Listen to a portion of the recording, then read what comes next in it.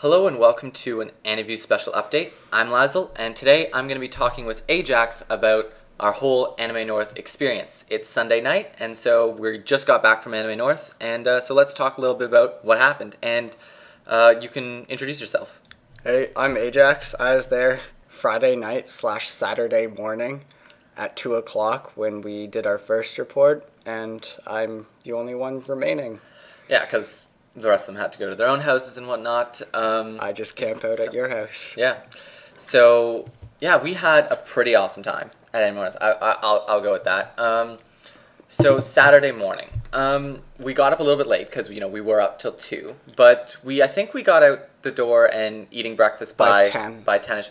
We actually went to I think it was called Perkins. Am I right here? It was a restaurant that was attached to our hotel. Yeah. And that was bad. That was so bad. It wasn't, the food wasn't that terrible. It wasn't good. It was the service that was just like, absolutely horrendous. I mean, there's an anime convention going on, and yet we had to wait an hour and a half before we got our food, then like half an hour to eat and get our bill. Maybe they just don't care about the hungry nerds. Yeah, hunger nerds just. So that was kind of upsetting. But then we got to go to the convention, obviously, and I'm not sure exactly what we did right away. I parted ways with you guys, actually, and I got my wristband for the masquerade. The masquerade. So, yeah, we weren't going to the masquerade. We probably went to the dealer's room right away. And so, yeah, so Saturday, yeah, I said this in the Friday night report, but Saturday was the day of shopping, and man, did I get shopping done. All right, so I got way too much stuff, and I'm so dirt poor right now. So that kind of sucks. But, I mean, oh, yeah, it was a fun adventure. I actually managed to get... I'm only now missing, DVD-wise, 2 of the my top 10 series, and those 2 are Bokurano and Toradora, which both of them are unlicensed right now, so I can't even physically get them. So I mean, unless you know Japanese. Well, yeah, unless I import the DVDs or whatever. But beyond that, yeah, and I got some pretty nice deals on some too, so I was pretty happy with them. With that overall, although now I'm kind of poor, so that kind of sucks. That aspect. Yay, I went way over budget. Same. Yeah. I got my clamp chess set, entire set. It's beautiful. I haven't played chess. It's pretty cool. Yeah, I haven't played with it yet, but I'm looking forward to it. I haven't even opened up all the packages. You're one of those people that just keep stuff in the packaging. I don't want it, to be honest, I don't want to give away the Sakura queen that I owe the person. Oh, yeah, because you split it with... Yeah. Yeah. Sakura from Cardcaptor Sakura? Yeah. Aw. She's adorable. She's so cute, the figurine. So, and I have to put up with some, ugly queen. Do you know what it was? No. Nope, not a clue. Okay. I don't even care. So, you're stuck with the ugly queen. Yeah. Yeah, so I'm having a really hard time remembering, but we did go to... Saturday was mostly just shopping, and then we went to a few panels. Yeah, because that was the day when we did most of anything, because we left actually early Sunday morning. So, yeah, we left early Sunday morning. So, for Saturday, now I'm remembering things, I actually went to the Bleach and Death Note lectures. Mm-hmm. That was probably one of my favorite parts. And you, at the time, so you were finishing up the masquerade. You finished that, and then I went to these lectures. And now... what these was that it was run by this woman named Iris, and she finished her master's. She's now going on to her PhD, and she knows a lot about mythology and psychology. And so her first lecture was about Bleach and the symbology in it, and it was really good. I mean, I don't particularly love Bleach, but the symbology in it is actually really interesting, showing how each of the 12 or 13 heads, I forget exactly what they're called, but the captains of the squadrons and who they sort of soul release, who they help out, and what their symbology is, why they have their attacks the way they are, things like that. It was really interesting. And then the second one was the Death Note lecture, which I've been to 3 years in a row now, and it's the same lecture, but I still love it.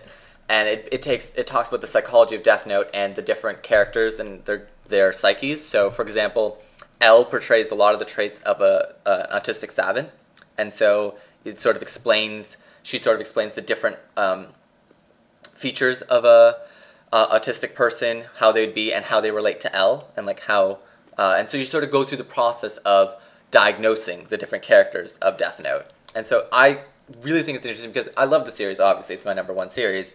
And to see more in depth of it, more psychological points to it, just blows me away. I absolutely love that lecture. It's not so much psychological. It's more like adding realism to the characters or qualifying them with these actual conditions, right?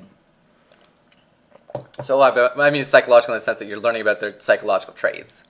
Which you already knew. You're just but you're diagnosing. Yeah, you're putting what they're what they'd be diagnosed as, and then I got home. That ended around midnight, and I got home, and Ajax was not home at that point. We all sort of ignored that he wasn't. Where were you at the time? After leaving the masquerade, I went to a J-pop party. And I stayed there until like 1:30, 2 o'clock. Then I went to a rave. And then I met some people.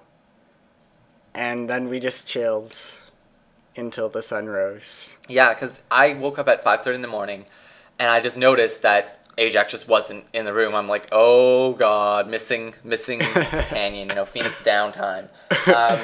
So I go and text him. This is 5:30 in the morning, remember. I text him, and within like 3 seconds of texting, he's like, oh yeah, I'm coming back to the hotel room now. Like, totally calm in the text. I'm just like, no, like, explanation, no, like, just, it was so fast, and there's, like, I was just so shocked. I'm like, okay. And then he's like, yep, be there in a bit. And I'm like, okay, 6 o'clock rolls around, he just comes in the room, nonchalant. I'm like, sure. I was trying to be quiet. No, I said nonchalant. Like, it was quiet and normal, and Sarah said that she woke up, but no, I saw her moving. I kind of felt bad about that, but meh.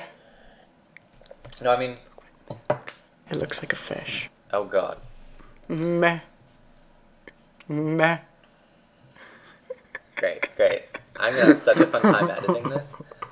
Okay. No, and I mean, I don't remember a lot of other stuff. I went to a few other panels that day. I'm pretty sure, but I'm not remembering a lot of it. There was a lot Proud of to be a Geek. Was that on Friday? That was Friday. Yeah, we had Friday. talked about that. That was the only panel we went to on Friday. We tried to go to the 4chan one. I went to an FMA panel. That's right. So for those out there that know, FMA Brotherhood is nearly complete, as well as the manga is nearly complete. And so I really want to see this panel, see what kind of spoilers and stuff going. And the panelers were actually really smart and knew what they were talking about. Really great panelers. So, but retards in the room. But the questions.